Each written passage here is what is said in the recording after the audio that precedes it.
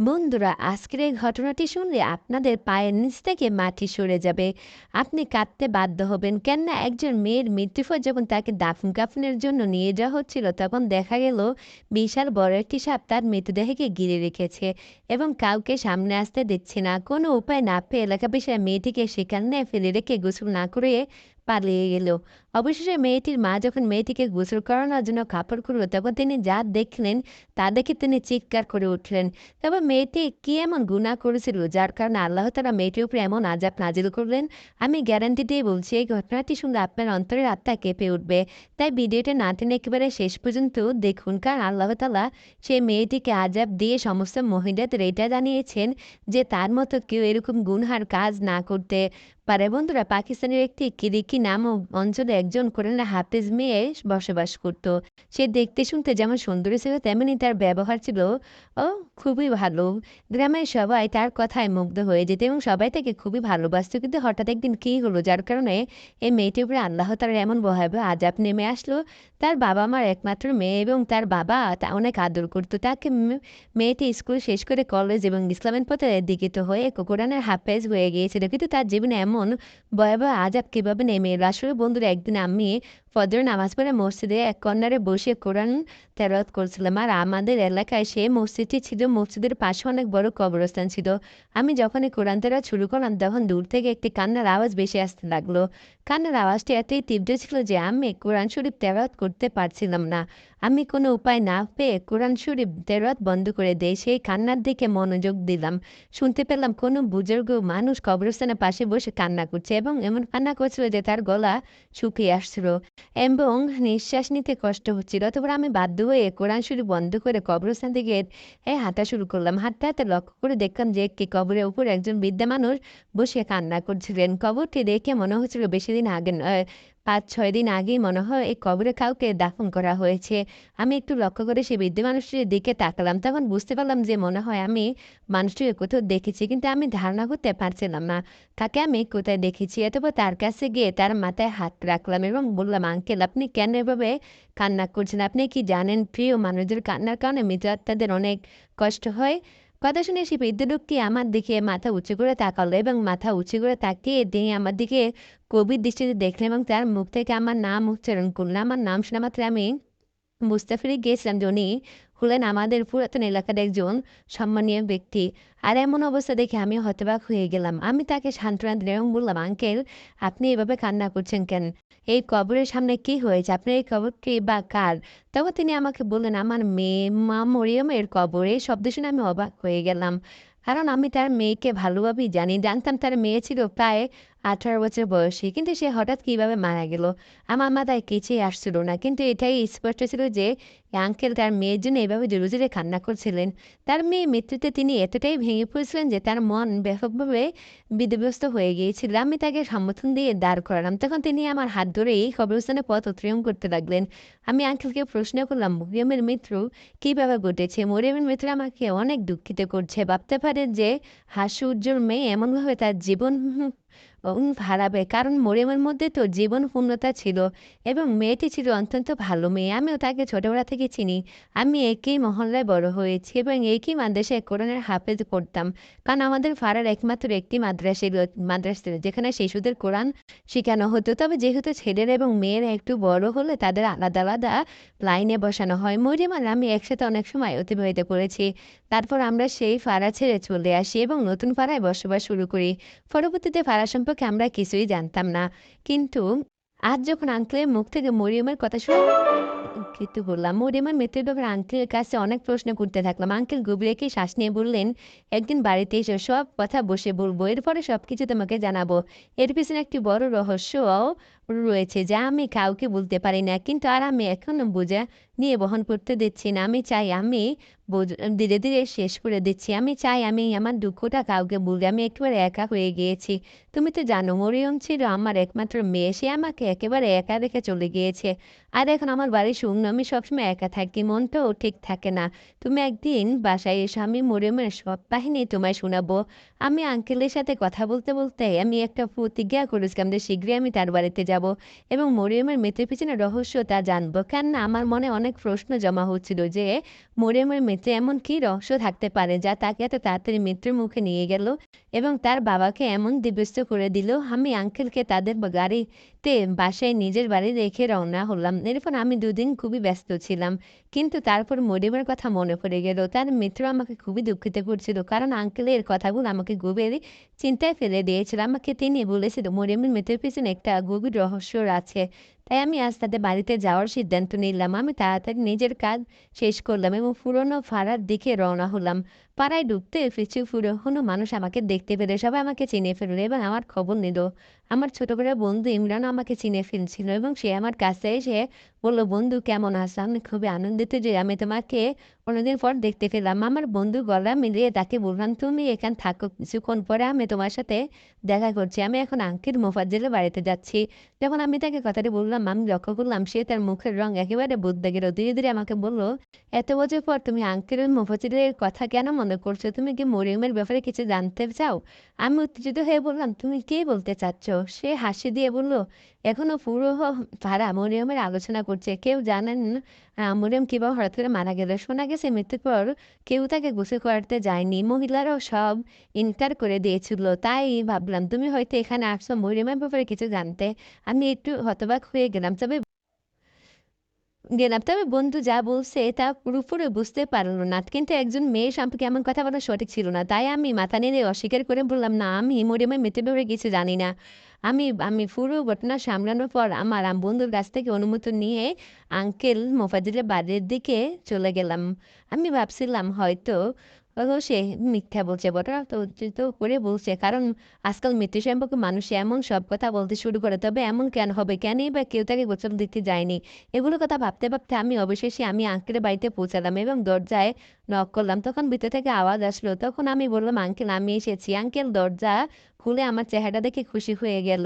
Uncle বললেন, এসো বাবা ভিতরে বসো। তুমি আমার বাসায় এসেছো এটা দেখে আমার আনন্দের সীমা রইল না। আমি তার স্বাস্থ্যের খবর নিলাম এবং তিনি সবকিছু আমাকে জানালেন এবং মরিয়ম সম্পর্কে বলতে শুরু করলেন। আঙ্কেল বললেন, মরিয়ম কোরআনে খুব ভালোভাবে হাফেজ পড়ছিল, কিন্তু বাড়ির পরিস্থিতি দেখে সে অন্য ঘরগুলোতে গিয়ে মেয়েদের কোরআন শিখাতে শুরু করছিল। তবে হঠাৎ করে সে খুব শান্ত হয়ে গিয়েছিল। হাসাহাসি বা কথা বলা বন্ধ করে দিয়েছিল। শুধু বাড়ির কাজ করত আর মেয়েদের পড়াতে যেত। এমন অবস্থাতে বাড়ির শব্দ হয়ে আসছিল। আমি একবার মরিয়মকে জিজ্ঞেস করেছি, কি হয়েছে? তুমি এত চুপচাপ কেন থাকো? কোনো সমস্যা কি আছে? তখন সে হাসতে হাসতে বলছে, না কোনো সমস্যা নেই। তার মাথায় মাথারা ছিল না।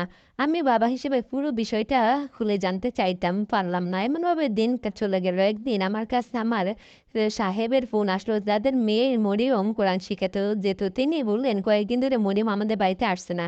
এটা কথা শুনে খুবই অবাক হয়ে গেলাম। কারণ যেটুকু জানতাম মরিয়ম তো প্রতিদিন মেয়েদেরকে পড়াতে যেত। আমি সাহেবকে কিছু বললাম না। কিন্তু যখন আমি অফিস থেকে বাড়ি ফিরলাম তখন আমি দেখলাম মরিয়ম বাড়িতে ছিল এবং দেখি সে চা তৈরি করতে আমার কাছে চলে এলো।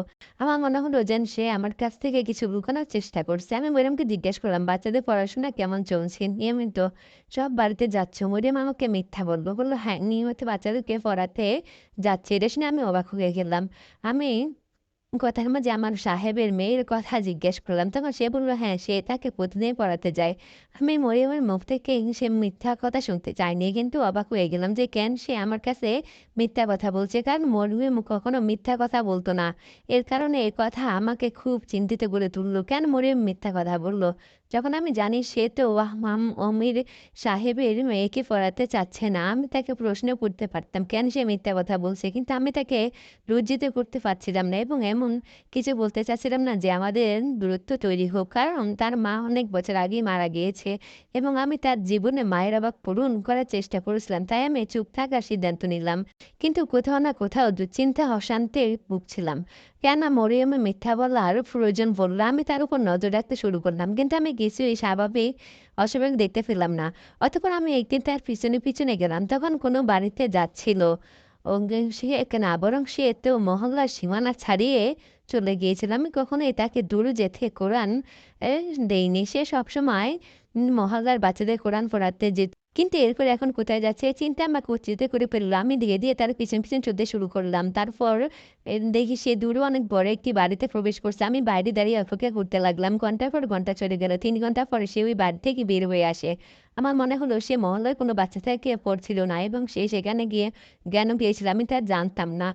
আমি ভাবলাম আমি মরিয়মকে সরাসরি কথাগুলো জিজ্ঞেস করব। আমি মরিয়মের পিছন বাড়িতে ঢুকলাম। তখন সে আমাকে দেখে চিন্তিত হয়ে পড়ল। "বাবা, আপনি আর এত তাড়াতাড়ি কিভাবে আসলেন?" আমি বললাম, "ফাতেমা, তুমি বলো, তুমি কোথায় গিয়েছিলে?" প্রথমে সে কিছুটা ভয় পেয়ে গিয়েছিল। তারপর বলল, "আমি বাচ্চাদের কোরআন পড়াতে তাদের বাড়িতে গিয়েছিলাম।" আমি দুর্ভাবে বললাম, "আমি ভালোভাবে জানি তুমি মহল্লার বাইরে কোনো বাড়িতে গিয়েছিলে।" আমার এই কথাগুলো তার মুখে রক্তশূন্যতা করে দিল এবং চোখে জল কি চলে এলো। তার চোখে জল দেখে আমার মনটা কিছুটা নরম হয়ে গেল।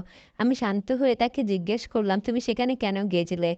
সেটা কার বাড়ি? সেখানে যাওয়ার তোমার কি প্রয়োজন ছিল?" সে আস্তে, আস্তে বলল, "আমি সেই বাড়ির বাচ্চাদের পড়াতে যাই। সেখান থেকে আমাকে খুব ভালো মানের একটা বেতন দেয়। এক জায়গায় কাজ করলে আমার কোনো সমস্যা হয় না। যদি আমি আপনাকে বলতাম আপনি না করে দিতেন।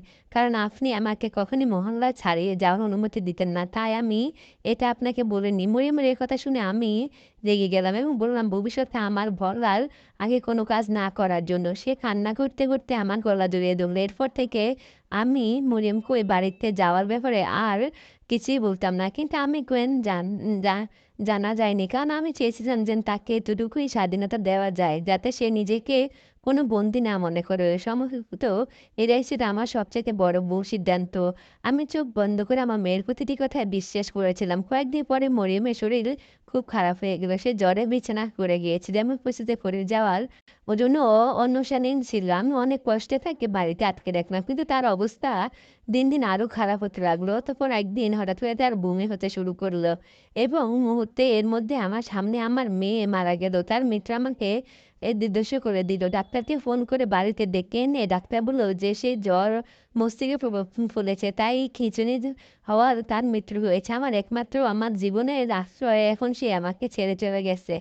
আমার মনে হচ্ছে যেন পুরো পৃথিবীটা ভেঙে গেছে। কিন্তু এরপর আমি আরো বড় একটি ধাক্কা খেয়েছিলাম যেটা আমি বাসায় প্রকাশ করতে পারব না। ধীরে, ধীরে মহল্লার লোকেরা মরিয়মের মৃত্যুর খবর জানতে পারে এবং তারা আমার বাড়িতে এসে ভিড় জমাতে শুরু করে। কিন্তু কিছু মহল্লার মুডিয়াদের কাছ থেকে গিয়ে মরিয়মকে গোসল দেওয়ার জন্য ব্যবস্থা করি। যখন গোসল দেওয়া মহিলারা শুরু করলেন, এমনকি যে ঘটনাটা তারা এক মুহূর্তে চিৎকার করে বাড়ি থেকে বের হয়ে গেল এবং মরিয়মকে গোসল দিল না। আমি তাদের কাছে হাত জোড় করে ক্ষমা চেয়েছিলাম। কিন্তু তারা কোনো কিছুই করল না। আমি কিছুই বুঝে উঠতে পারছিলাম না। অতঃপর আমি আরো একটি মহিলার ব্যবস্থা করলাম। মহল্লার কিছু মহিলা তার সঙ্গে অংশ নিয়েছিল এবং মরিয়মকে গোসল দেওয়ার জন্য প্রস্তুত নিল এবং তারা সবাই চিৎকার করে বেরিয়ে গেল। তারা বলল, "মরিয়মের পায়ের উপরে একটি বিশাল বড় সাপ আছে।" এবং তারা সবাই আমার বাড়ি থেকে চলে গেল। আমার মেয়ের ব্যাপারে লোকজন নানা রকম গল্প বানাতে শুরু করলো এবং ধীরে, ধীরে আমার বাড়ি ফাঁকা হয়ে গেল। আমি কিছুই বুঝে উঠতে পারছিলাম না যে এসব কি ঘটছে। এরপরে আমি দেখলাম যে আমার মেয়েকে কেউ গোসল দিতেই পারছিল না। এদিকে সময় পেরিয়ে যাচ্ছে দাফন কাফনের জন্য। তাই আমি সিদ্ধান্ত নিলাম যে আমি আমার মেয়েকে গোসল দিব এবং তার দাফন একাই করব। কেননা আমি আমার মেয়েকে খুবই আদর করে বড় করেছিলাম। তাহলে কিভাবে সম্ভব ছিল যে আমি আমার মেয়ের জীবনের শেষ কাজ অসম্পূর্ণ রাখবো? এই নিয়ত নিয়ে আমি ঘরে প্রবেশ করতে যাচ্ছিলাম। হঠাৎ আমার খালা আমার বাড়িতে আসলো। আমি তাকে সব জানলাম। তিনি হাফেজি কোরআনের ছিলেন। তিনি খুবই আল্লাহ ভক্ত ছিলেন। সেখানে বসে সূরা বাকারা পড়লেন। তিনি একাই আমার মেয়ের গোসল দেওয়ার জন্য ভিতরে গেলেন। তারপর যখন গোসল দিয়ে বাইরে এলেন এবং যা বললেন আমার জন্য খুবই আশ্চর্য ছিল। তিনি আমাকে বললেন যে তার পায়ের কাছে একটি সাপ ছিল না, বরং তার গলার কাছে এমন একটি চিহ্ন ছিল যে কাদিয়ানি মাফ হওয়ার চিহ্ন। এই চিহ্ন কিভাবে তার গলায় আসলো? তা আলহামদুলিল্লাহ, মুসলমান জন্য এমন কোরআনের হাফেজ ছিল, কাদিয়ানি কিভাবে হলো? খালা বললেন যে তার শরীরে আরো এমন কিছু চিহ্ন ছিল যে কেউ তাকে অত্যাচার করছে। খালার এই কথা আমাকে ভয়াবহ ভাবে দুসিয়ে দিল। আমি মোটেও ভাবতে পারিনি এই গোসল পর সমস্ত ঘটনা উন্মোচিত হবে। দাফনের ব্যবস্থা করছি। কোনো পুরুষ এই জানাজায় অংশ নেননি। আমি মনে, মনে ভাবলাম আমি এই কথা কাউকে বলব না। অন্যথায় মেয়ের ইজ্জত নষ্ট হয়ে যাবে। কিন্তু আমি আর সহ্য করতে পারলাম না। তাই আমি আমার এক বন্ধুর সাহায্য নিলাম। তিনি পুলিশ ছিলেন। আমি তাকে পুরো ঘটনা বললাম। যখন ওই বাড়ির লোকদের বিরুদ্ধে সব রহস্য উন্মোচন করতে শুরু করলো এবং জানা গেল যে ওই ব্যক্তি মরিয়মকে লোক দেখিয়ে ওই বাড়িতে নিয়ে গিয়েছিল এবং বলেছিল যে তারা তাদের সন্তানকে কোরআন তেলাওয়াত শিখাতে চায়। মরিয়ম তাদের ফাঁদে পা দিল এবং ভাবলো যে এভাবে মেডিকেল পরীক্ষার জন্য টাকা জমাতে পারবে। আসলে সে ডাক্তার হতে চেয়েছিল। তাই নীরবে তাদের বাড়িতে গিয়ে তাদের শিশুদের শিক্ষা দিতে শুরু করে। করলো। কিন্তু আসলে তারা মরিয়মকে তাদের জালে ফাঁসিয়েছিল। অনেক সময় তারা বুঝতে পারে যে মরিয়ম হাফেজে কোরআন এবং তাদের ফাঁদে আসবে না। তখন তারা তার বিশ্বাসের বিরুদ্ধে পরীক্ষা করতে বাধ্য করল।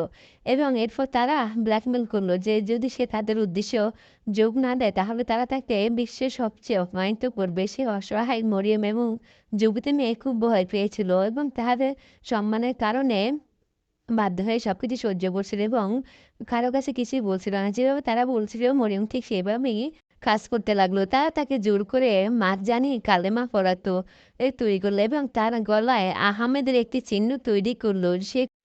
সে খুবই দুঃখিত ছিল, জানতো যে এটা ভুল পথ। তার উপর ভিতরে দুঃখ করছিল এবং তীব্র জ্বরে আক্রান্ত হয়ে পড়ছিল। এই জ্বরে আক্রান্ত অবস্থায় শেষ নিঃশ্বাস ত্যাগ করলো। আমি ভালো করেই জানি যে আমার মেয়ে মুসলমান ছিল এবং ইসলামের অবস্থায় এই পৃথিবী থেকে চলে গেছে, কারণ সে হৃদয়ে কাদিয়ানি ছিল না। তাকে জোর করে কাদিয়ানি বানানো হয়েছিল। কিন্তু এই বিষয়টি হয়তো পৃথিবী কখনই বিশ্বাস করবে না, তাই আমি চুপচাপ থেকে গেলাম। তবে আমার মেয়ের অপরাধীরা জেলে গিয়েছে এটা বলে আঙ্কেল চুপ হয়ে গেলেন। তার চোখ থেকে অশ্রু পড়ছিল। আমি তাদের কষ্ট খুব ভালোভাবে বুঝতে পেরেছিলাম। কিন্তু কাফের অন্তত নিশ্চয়ভাবে তার যুবতী মেয়ের জীবন নষ্ট করে দিয়েছিল। আমি আঙ্কেল ফজলকে অনেক সাহস দিয়েছিলাম। তিনি বললেন আমি আমার মামলা আল্লাহর কাছে সম্পূর্ণ করে দিয়েছি। আমি প্রত্যেকদিন আমার মেয়ের কবরের কাছে যাই এবং তার মাগফিরাতের জন্য দোয়া করি। আমি নিশ্চিত যে আল্লাহ তাআলা আমাদের নিয়তগুলোকে দেখেন এবং আমার মেয়ের পুরো পবিত্র ছিল এবং তার ইচ্ছা ছিল শিশুদের ধর্মীয় শিক্ষা দেওয়া। এই ঘটনা থেকে সকল মেয়েদের জন্য একটি শিক্ষা দেওয়া তাদের কারণে অনেক বড় সমস্যায় পড়ে এবং সেই সমস্যার ফলে তারা সবচাইতে বড় বোকামি করে বাবা-মাকে এ ব্যাপারে কিছু না জানিয়ে। কিন্তু বাবা-মা চায় তাদের জন্য নিরাপত্তার স্থান আর কোথাও হতে পারে না এবং এই ধরনের ঘটনায় এই পরিণতি এমনটাই হয়।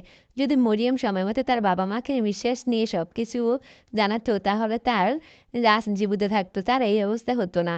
তো বন্ধুরা আজকের ভিডিওটা এ পর্যন্তই ছিল। যদি ভিডিওটা ভালো লাগে তাহলে একটা লাইক দিয়ে চ্যানেলটি সাবস্ক্রাইব করবেন। আল্লাহ হাফেজ।